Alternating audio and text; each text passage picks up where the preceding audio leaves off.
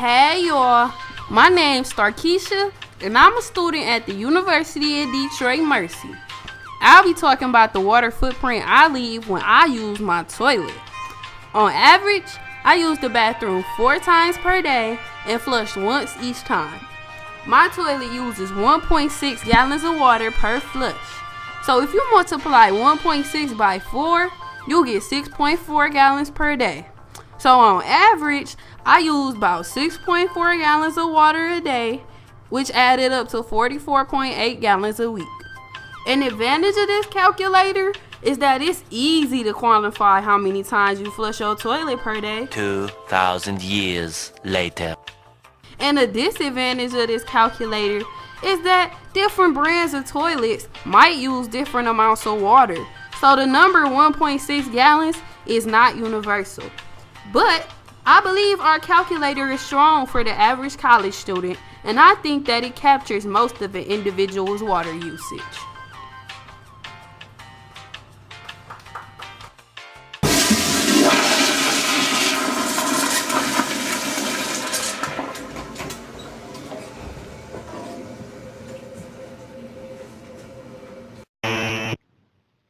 Hey, it's your girl Megan here with your daily beauty and lifestyle tip. Today I'm going to be talking about the water footprint behind my winning smile. Every day I brush my teeth in the morning and at night for about 2 minutes each time. The first step is rinsing off the toothbrush. The second step is squeezing on the toothpaste. The third step is brush, brush, brush. Fourth, spit, and fifth, rinse. It's as simple as that. These steps will give you a perfect set of pearly whites, but it's extremely wasteful. The water pressure at my house releases 1.5 gallons of water per minute, so multiply that by the 2 minutes twice a day by 7 days a week, and that's a whopping 42 gallons per week. Wasting water is not cute, so here's some tips to conserve water at the sink. Turn off the water while brushing. It can save gallons. You can also turn on the hot water and brush your teeth while waiting for the water to heat up. My water footprint was easy to calculate, so you guys at home can do it too. All you need to do is totally calculate your sink's water pressure and multiply that by the duration of time and the number of times that you brush your teeth per day. There are a few weaknesses to my calculator though. These include variations in how many times and how many days you brush them for. So everybody's water footprint will be different. Thank you! I'm going to tell you guys about how I calculated my water footprint by using the shower. I like to sing in the shower and dance in the shower and boogie in the shower even. But my showers tend to be really long. I didn't know the water flow rate of my shower, so to calculate it, I grabbed a 2-gallon bucket and held it under the shower head for 1 minute. Surprisingly, it filled the bucket completely. No overflow, no underflow. So that means that my shower runs at 2 gallons per minute. Every day of the week, I timed my shower.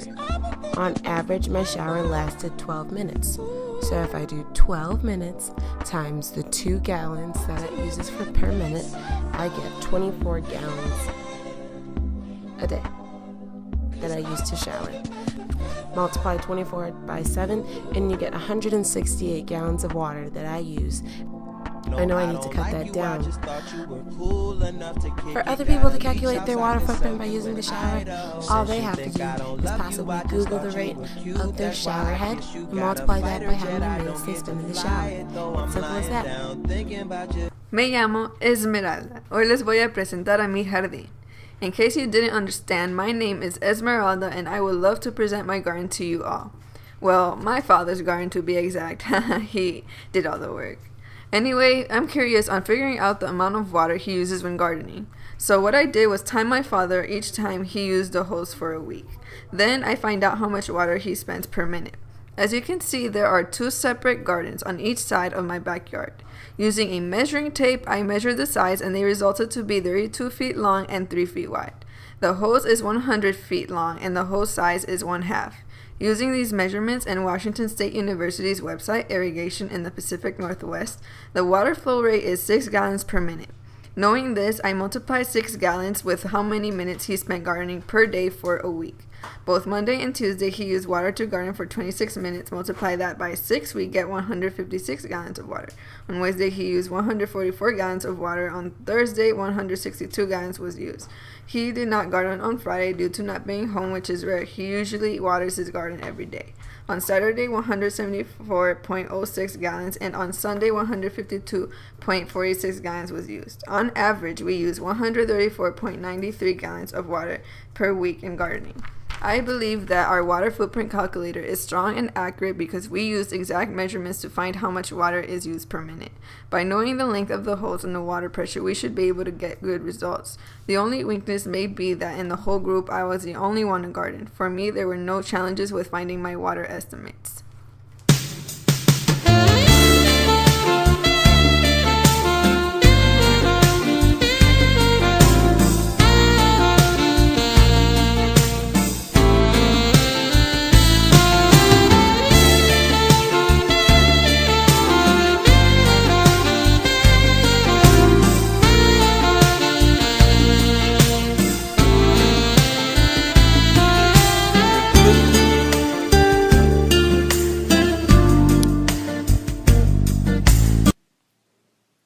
For my food water usage, I stay on campus, so every day I get lunch from the UDM cafeteria.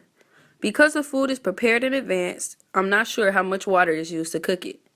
I know that I normally do not drink any water at lunchtime. And for the Bill students that stay on campus, we get food catered every day. Again, because the food is prepared in advance, I'm not sure how much water is used to cook the food. But I usually drink a bottle of water with my dinner. For snacks and extra meals, I usually eat Kraft mac and cheese. It takes about half a bottle of water to make mac and cheese, and I usually eat it once a day. So in a week, I use 3.5 bottles of water cooking mac and cheese, and an average of 7 bottles per week for drinking with my dinner. That comes out to 10.5 bottles of water per week. If you multiply this by 16.9 ounces per bottle of water, you get about 1.4 gallons per week. The advantage of this food calculator is that I know how much water I drank and used for the mac and cheese because all the water I used is bottled. So it's easy to find a number to represent my water usage, and it's easy to report. The disadvantage of this food calculator is that when the food is prepared in advance, you honestly can't be sure how much water they used. So even though I'm able to come up with an average for my direct consumption of bottled water, I cannot calculate a number for the water that was used by me when the cook prepared my food.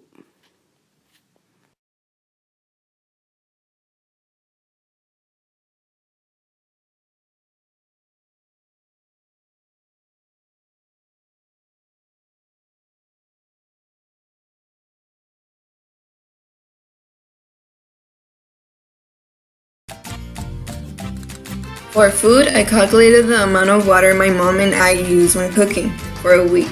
I included 4 main foods in our household: rice, pasta, beans, and chocolate. I measured the amount of water in milliliters. For the rice, we used 2 cups of water. 1 cup equals 235 milliliters. I multiplied 2 by 235 and get 470 milliliters. We made rice on Monday, Thursday, and Sunday. For the pasta, we used 4 cups of water. I multiply 4 by 235 and get 940 milliliters. We made pasta on Monday and Thursday.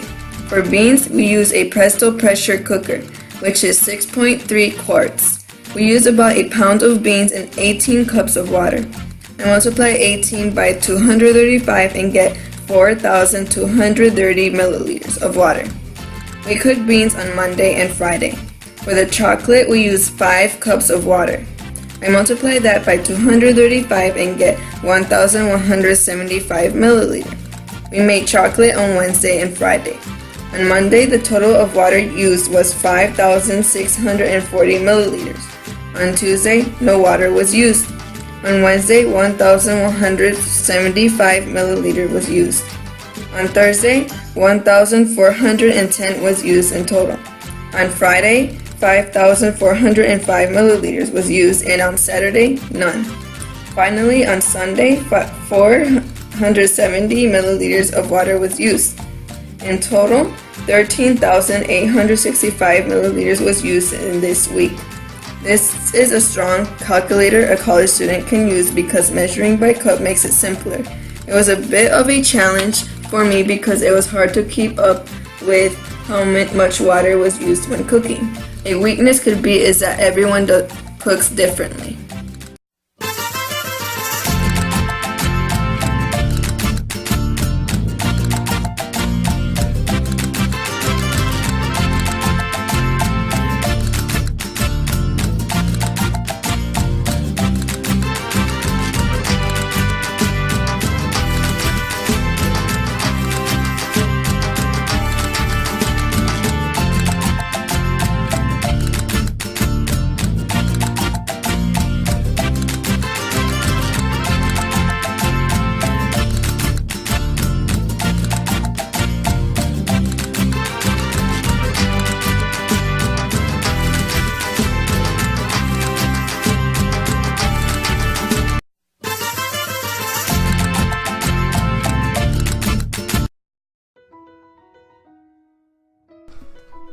Little do people know, it takes water to drive a car. According to gracelinks.org, it takes 1 to 2.5 gallons of water to refine 1 gallon of gasoline. I drive a Chrysler Sebring 2010, and it has an average miles per gallon of 22.14. If I do the math and do 22.14 divided by the 20 miles that it takes for me to drive to Wayne State University every morning, that equals 1.107 gallons of gas that I use. If I do that times 2, because it's a round trip there and back, I get 2.214. Times the 5 days a week, that's 11.07 gallons of gas that I use. Now, if I do the 11.07 times 2.5, I get 27.675 gallons of water that I use every week to drive to school. These numbers are different for each of my group mates. Alex lives on campus, meaning she doesn't drive at all to go to school. And Liz lives only 18 miles away from the University of Detroit Mercy. On the Autumn's numbers are much higher than mine because she lives farther away from Wayne State University than I do. Depending on the car type, the model of the engine, and the miles per gallon average of each car, the numbers are varied for every person. But anyone can use this calculator to figure out how much water they use by driving their car. In the beginning, we all filled out a chart similar to this and used it to calculate our water footprint by multiplying the time it took us to complete each activity by the average flow rate of the sink, toilet, shower, and water hose. We graphed it in the graph. We all use the same methods to find our water footprint for showering, toilet, teeth, and gardening. The varying numbers in each activity are due to where we live. I, Alex, live in a dorm at UDM.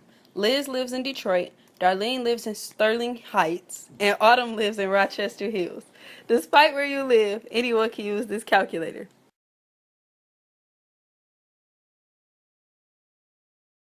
A resident of Flint. I've been dealing with the water crisis since day one, so when we were assigned a project about water usage, I couldn't leave this topic out. The Flint water crisis began in April 2014 when Flint city officials made the decision to switch from the Detroit River to the Flint River as a source of drinking water. In order to save money, officials made the decision to not treat the water with corrosion inhibitors, and it backfired big time. The water corroded the city's aging pipes, and lead began to leak into the water supply, causing thousands of citizens of Flint to be exposed to lead. The federal regulations say that there can be 15 parts per billion of lead in the water, and some houses measured up to 13,000 parts per billion. We dealt with the water crisis for a long time before the news broke nationally, and when the water crisis first began receiving attention, lots of support poured in. People donated millions of water bottles and lots of money to help out the people affected. We have stacks of bottles of water in our garage that we use for drinking, eating, and brushing our teeth. Some people also use the bottled water to bathe in. And because of this, I have become far more aware of how much water I use every day.